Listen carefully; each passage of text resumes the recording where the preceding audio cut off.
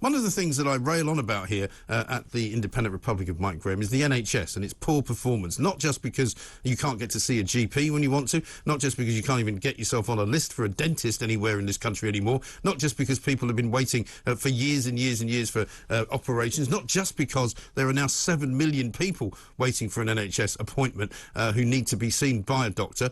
Not only are there another 10 million people on top of that waiting for a second procedure, having had the first procedure to fix whatever it is that's wrong with them. But we hear daily from people who tell you about their pain, about their inability to get seen, about their inability to get operations done, about the number of hours they have to wait for ambulances. Well, we've now, I think, hit peak jackpot NHS uselessness.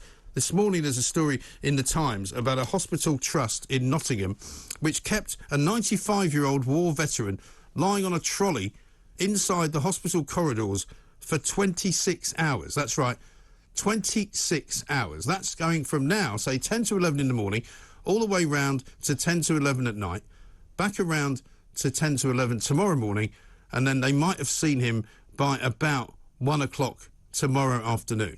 Just imagine lying on a trolley in a hospital for that length of time. Imagine lying anywhere for that length of time. The man in question is Stanley Solomons. He's a veteran of the Second World War.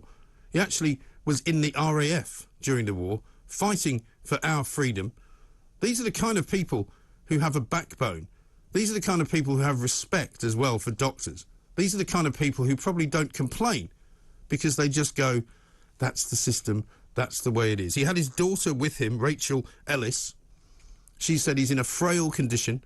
She stayed with him for the entire period of time, the whole 26 hours that he was left lying abandoned, uncared for, unspoken to, and completely and utterly just deserted by the so-called best healthcare service in the world. Well, I'm sorry. And I know that many of you will be listening to this saying, it's the Tories' fault, they've cut all the money. Well, no. This is in a hospital which has got plenty of doctors in it, plenty of nurses. It's the Queen's Medical Centre in Nottingham. What were the nurses doing? What were the doctors doing? What were the ancillary staff doing? Why was nobody paying any attention to Stanley Solomons, who's 95 years of age, who's lying in the trolley in one place? How many people walked past him and didn't bother? How many people noticed he was there and said nothing? How many people held him by the hand and said, don't worry, we'll be dealing with you soon? How many people walked past this man, this World War II veteran, this hero of our times, who was too polite and probably too weak to complain, to say anything, to ask for help? His daughter was there through the whole 26 hours. This, I'm telling you, is an absolutely disgusting episode.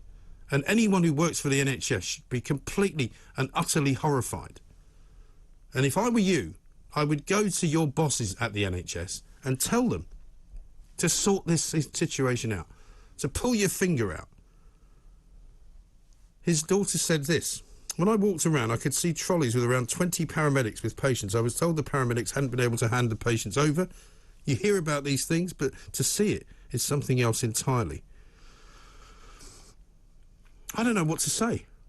Does nobody care about the old people of this country? We're hearing this morning that Liz Truss is going to ditch the triple lock on pensions as well, to make it even worse for pensioners, to make it even more horrific, to stagger through winter with even less money. It's disgusting, isn't it? Meanwhile, people arriving on these shores illegally get given hotel rooms, food, shelter, money. But nobody in Parliament thinks it's a big deal. Well, they really should start thinking about that, because pretty soon they're all going to be out on their ear, because we're going to vote them out, aren't we? Can we stop blaming politicians for the NHS being useless? The NHS is useless because of the people working in it. It's that simple. How can you leave a veteran, a 95-year-old man, for 26 hours on a trolley in a corridor? What's wrong with you?